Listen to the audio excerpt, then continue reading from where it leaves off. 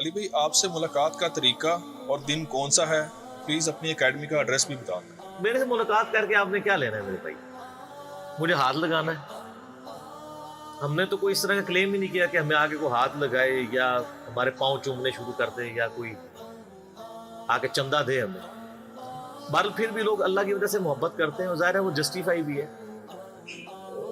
وہ صحیح مسلم میں بھی حدیث ہے نا کہ ایک بندہ کسی کو اللہ کے لیے ملنے کے لیے جا رہا ہوتا ہے تو فرشتہ انسانی شکل میں اس کے سامنے آ جاتا ہے، تو وہ پوچھتا ہے کس لیے جا رہے ہو؟ تو اس نے کہا میں فقط اللہ کی رضا کی خاطر اس سے محبت کرتا ہوں۔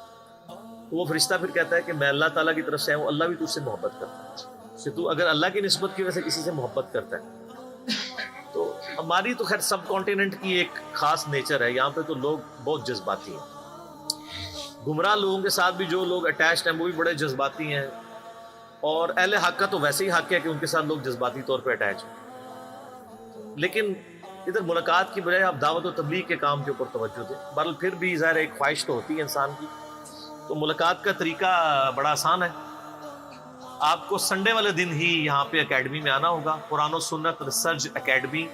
جہلم تحصیل روڈ کے اوپر ہے، یہ دریا کے کنارے پہ اسٹینڈرڈ میڈیکل سٹور کے پاس، اور ہماری اکیڈمی کے بالکل سامنے تھانہ صدر بھی ہے۔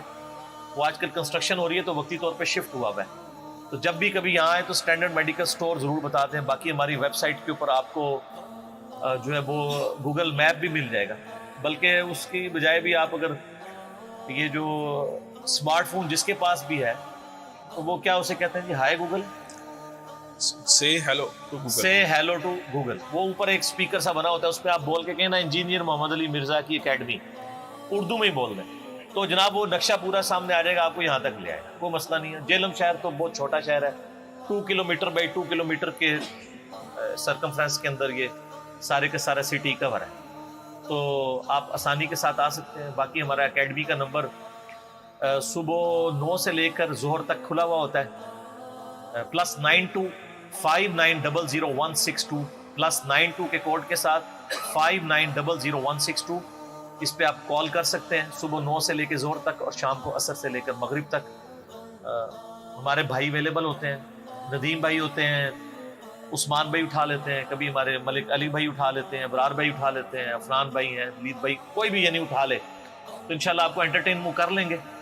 آپ ان کے ساتھ ڈسکشن بھی کر سکتے ہیں۔ پہنچنے کے لیے ویسے کوئی مشکل نہیں، جی ٹی روڈ سے بالکل قریب ہے، اور اگر آپ ٹرین پہ ہیں تو بالکل ریلوے اسٹیشن ہمارے پاس ہے، آپ آ سکتے ہیں۔ ظاہر ہم مین لائن کے اوپر ہیں، آلموسٹ 99% گاڑیاں اس اسٹیشن پہ رکتی ہیں، سوائے ایک آدھ جو گاڑی نان سٹاپ چلتی ہے کراچی کے لیے، لاہور کے لیے، باقی سب کی سب جتنی بڑی گاڑیاں ہیں ٹرینز یہاں پہ رکتی ہیں۔ تو ملاقات کے لیے سنڈے والے دن آپ کو آنا ہوگا۔ آؤٹ اسٹیشن لوگوں کو 11 بجے یہاں دن کو پہنچ جائیں، کیونکہ ہم نے ان کو کھانا بھی دینا ہوتا ہے، باہر سے آئے ہوتے ہیں۔ پہلے میں ان ساری چیزوں کے بڑا خلاف تھا، کیونکہ میں جب بھی کہیں جاتا تھا میں کسی سے ایکسپیکٹ نہیں کرتا تھا مجھے کو روٹی کھلائے، ہم تو اللہ کے لیے جا رہے ہوتے تھے۔ لیکن پھر میں نے بخاری اور مسلم کی ایک حدیث پڑھی، تو اس کی وجہ سے پھر میں نے یہ اپنا معاملہ آج سے 2 ڈھائی 3 سال پہلے شفٹ کر دیا۔ بخاری اور مسلم دونوں میں حدیث ہے کہ نبی صلی اللہ علیہ وآلہ وسلم نے اپنی جو آخری وصیتیں کی ہیں نا وفات سے کچھ دن پہلے، ان میں سے ایک وصیت یہ تھی کہ آپ علیہ السلام نے فرمایا کہ میری وفات کے بعد لوگ مدینہ شریف آیا کریں گے، تو ان کے کھانے پینے اور باقی معاملات کا بڑی خصوصیت سے خیال رکھنا ہے۔ یہ آپ نے اپنے صحابہ کو وصیت کی تھی۔ ظاہر ہے وہ ایک انٹرنیشنل مرکز قائم ہوا تھا، پوری دنیا میں جب بھی لوگ مسلمان ہوتے تھے تو فوراً مدینہ شریف امیر المومنین کے پاس حاضر ہوتے تھے، سب کی خواہش ہوتی تھی روضہ شریف پہ حاضری دیں۔ یعنی جس شخصیت کی وجہ سے اللہ تعالیٰ نے ہمیں گمراہیوں کے اندھیروں سے نکال کے ہمیشہ کی کامیابیاں ہمارے لیے مقدر کی ہیں، یعنی امام کائنات سید الاولین والآخرین شفیع المذنبین سیدنا امام اعظم محمد رسول اللہ صلی اللہ علیہ وآلہ وسلم، ان کی قبر پہ حاضری نصیب ہو جائے۔ تو آپ علیہ السلام فرمایا میری وفات کے بعد جب لوگ ملنے آیا کریں تو تم نے ان کے کھانے پینے اور باقی معاملات کا خصوصیت سے خیال رکھنا۔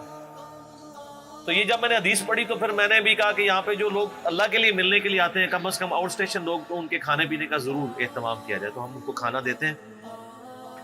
اور باقی 10 میں جو وقفہ ہوتا ہے اس دوران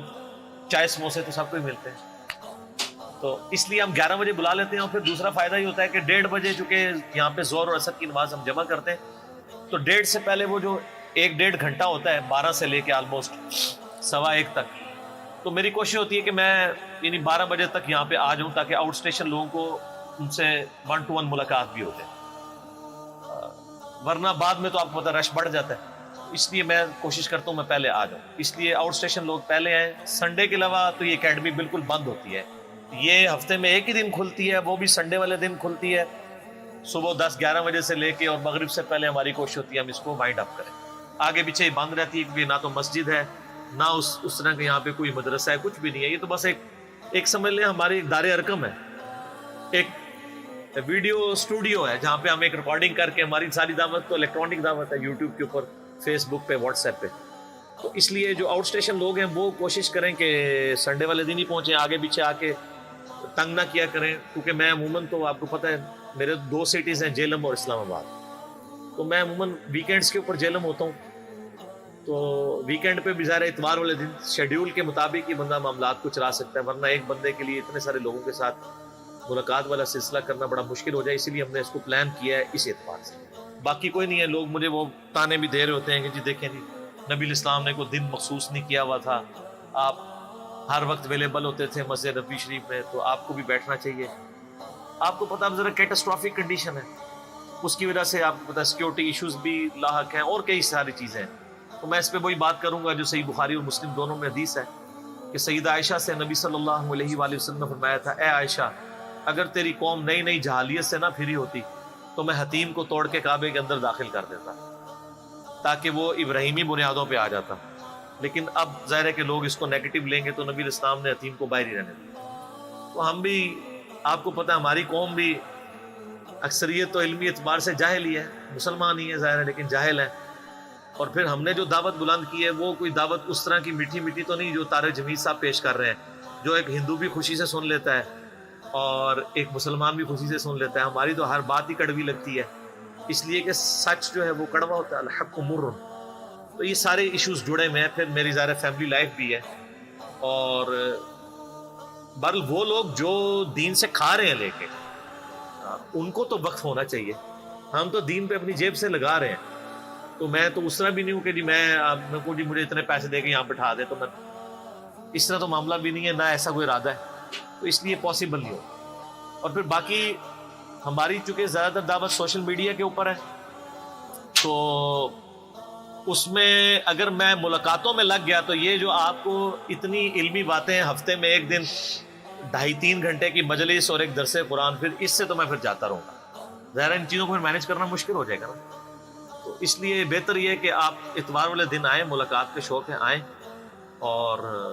یہاں پہ درس بھی اٹینڈ کریں۔ بعض لوگ ملاقات کر کے تو چلے جاتے ہیں، تو ایسے لوگ مہربانی کر کے جہاں ہیں وہیں رہیں،